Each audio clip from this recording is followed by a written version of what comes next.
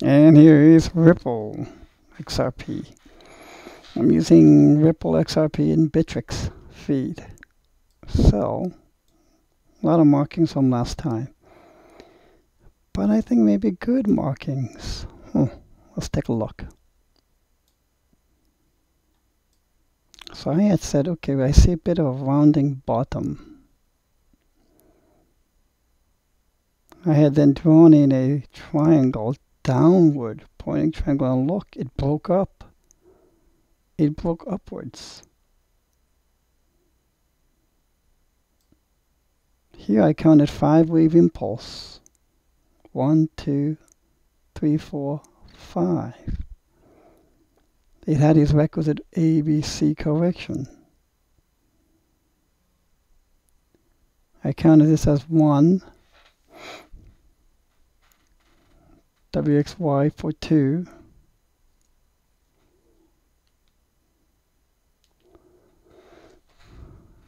and I was thinking, well,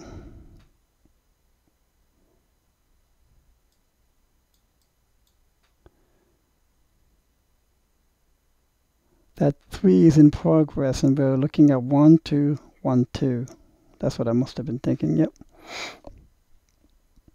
But instead, I'm going to get rid of this now.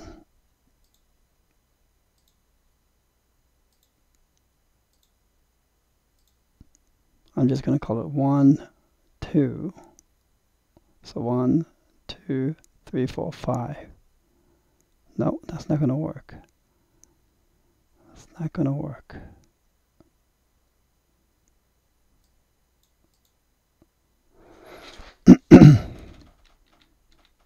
You know what? Let's keep it. So 1, 2, 3. We're working on 1, 2 of 3, 2 of 3, 3 of 3, 4 of 3, and 5 of. There should be a 3 up here.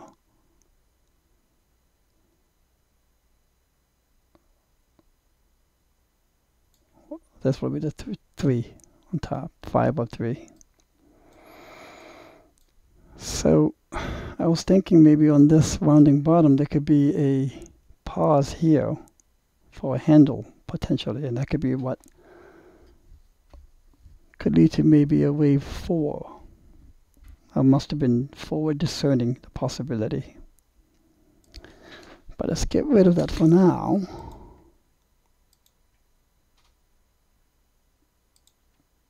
Okay.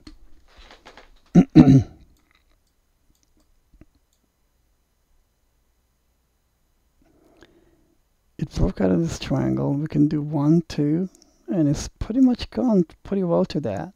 3, 4, 5. So if we have 1, 2, 3, we should see Ripple at 43 cents. Sooner or later, if this is correct.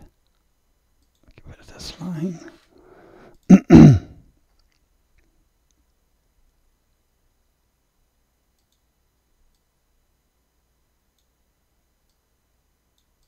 Okay. 1 will be this side, so yeah, okay. So we'll here. This is the subwaves of 3 for the target of 3.41 cents, 42 cents or so. The other implication here.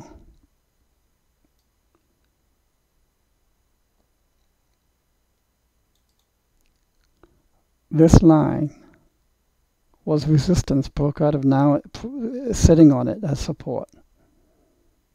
Or it had been sitting on it as support. It's going to use it as a launch pad to go back up again to 37 cents, maybe back down to 33, and then back to 42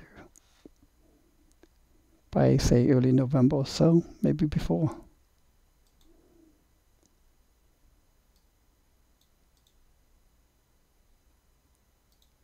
If I draw a line here as well.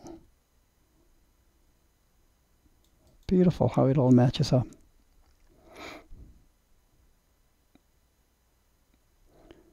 So it broke out of this triangle, which is very good.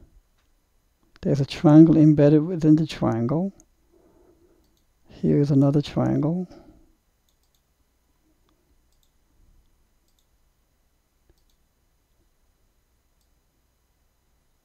embedded in another triangle. Broke out of this, broke out of this one, and then broke out of this one. So Ripple likes triangles, clearly. Lots of triangles. And I think this could be impulsive as well. I'm going to move this now. 1, 2, maybe it'll come a little more. Ride this down a little bit before it goes to 3, 4, and then 5. Okay, I hope this is helpful. If there are any questions, please let me know. Last but not least, one thing that is pretty important for you to understand and grasp emotionally and mentally for any technical analysis is there's no such thing as one projection in the beginning and staying at that projection unchanging until it happens. That is not how this world of change functions. You got to bear in mind that technical analysis measures the reflection of sentiment. And sentiment is very fickle. It means it can go from euphoria to panic, panic to euphoria, and back and forth like a pinball, pinball machine game. So some of you are commenting saying, okay, it's like a 360 degrees turn. It was this, now it's that, now back to this again. It is not because I am being wishy-washy. I am trying to pave out the most probable price pathway. It's a discovery process. And much of that happens because when new price data comes in, I alter the counts as needed. There is no other way to go about it than that. As new price data, information, and patterns emerge as time goes by, one has to change courses and waves and direction. Otherwise, you will never survive this. So you have to be nimble. You cannot be set-minded. That is not what technical analysis is. It cannot be. And I could change, if need be, my Ethereum projection if I have to, if new data shows it. And it's important that I could possibly do the same thing for Bitcoin. But what I do is I have my money following. My skin is in the game, as I've been showing you in real-time laddering. So you have to be very flexible and nimble, back and forth, emotionally and mentally, that means too. And this is not for everybody. Not everyone is cut out for technical analysis. Not everyone is cut out to be a trader. But it's something that excites me, something that I have quite a bit of interest in. And when you get good at it, just like anything else, the need to change and be willing to change and be nimble, you can get used to. It's just a matter of experience and time. And not only that, you can get good at it. And proficient at being able to make the modifications needed to readjust your course. I think the CEO of any company is the most highly paid. Why? They need to be able to plot the course of the company. They need to be able to almost see the future and make the changes in the plotted course that they have as needed. And to me, a good CEO has a very advanced and enhanced skill to be able to forward discern more direction of their business.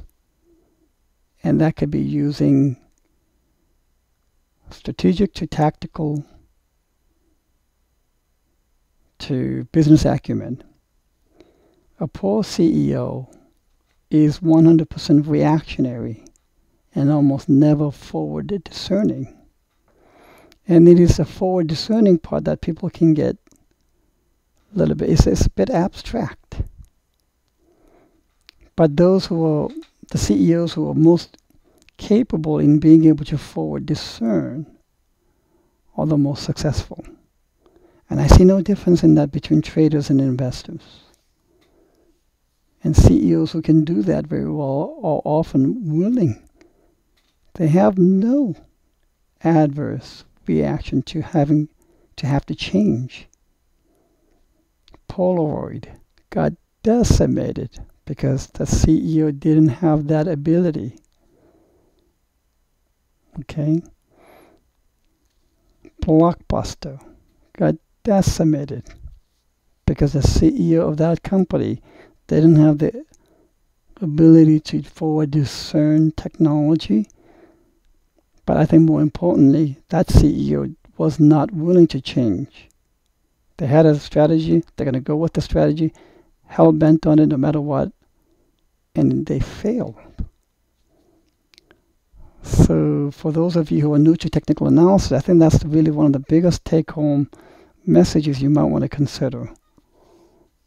It is a skill set, it can be developed, it can be enhanced. Okay? Have a good day.